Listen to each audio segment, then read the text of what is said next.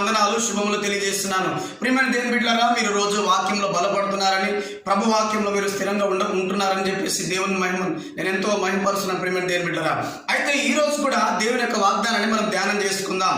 సామెతల గ్రంథం 8వ అధ్యాయం 21వ వచనం చదువుతున్నాను, శ్రద్ధగా వినండి. నన్ను ప్రేమించు వారిని ఆస్తికర్తలుగా చేయుదును, వారి నిధులను నింపుదును. ఆమేన్, హల్లెలూయా. ప్రియమైన సహోదరి సోదరుడా, దేవుని బిడ్డ, యేసు రక్తం చేత కడగబడిన నీవు చేయవలసిన మరొక స్టెప్ ఏంటిదంటే, ప్రియమైన దేవుని బిడ్డలారా, చేయవలసిన ఆత్మీయతలో మరొక మెట్టులోకి నువ్వు ఎదిగే అనుభవం ఏంటిదంటే, దేవుని గాఢంగా ప్రేమించే వారంగా మనం ఉండాలని దేవుడు మాట్లాడుతున్నాడు. ఆమేన్, హల్లెలూయా. అయితే చాలా మంది కోరుకునేది ఏంటంటే, దేవుడు ఇచ్చే ఆశీర్వాదాలను ప్రేమిస్తాడు, దేవుడు ఇచ్చే దీవెనని ప్రేమిస్తారు.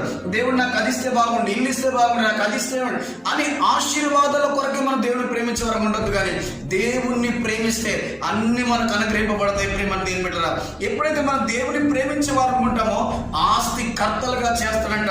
మన నిధులు నింపబడి ఉంటాయని దేవుడు మాట్లాడుతాడు. ఆమేన్, హల్లెలూయా. దేవుడు ఇచ్చే వాటి కొరకు నువ్వు పరిగెత్తదు, కానీ దేవుణ్ణే వెతుకు, దేవుణ్ణే ప్రేమించు, అన్ని నీకు అనుగ్రహింపబడతాయని దేవుడు మాట్లాడుతాడు. హల్లెలూయా.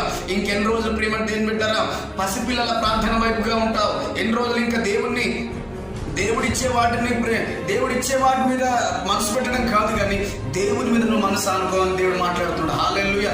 దేవుణ్ణి ప్రేమిస్తున్నావు అనడానికి రుజువు ఏంటిదంటే, ప్రియమైన దేవుడు, మొదటిగా నువ్వు పాపాన్ని విడిచిపెట్టుకోవాలి. ఆమేన్. ఈ వాక్యం వింటున్న సహోదరి సోదరు, ప్రపంచంలో నువ్వు ఎక్కడ నుండి ఈ వాక్యం వింటున్నా, దేవుడు నిన్ను ప్రేమిస్తున్నాడు. యేసు క్రీస్తు ప్రభు నీ కోసం ప్రాణం పెట్టి తిరిగి లేచిన దేవుడు. ఆయన నిన్ను తన రక్తంతో నీ పాపాలు కడుగుతానని దేవుడు నీతో మాట్లాడుతున్నాడు. కాబట్టి పాపాన్ని విడిచిపెట్టి దేవుణ్ణి ప్రేమించు, ఆటోమేటిక్గా నీకు అన్నీ అనుకూలించబడతాయి. ఈ వాక్యం దేవుని బిడ్డ,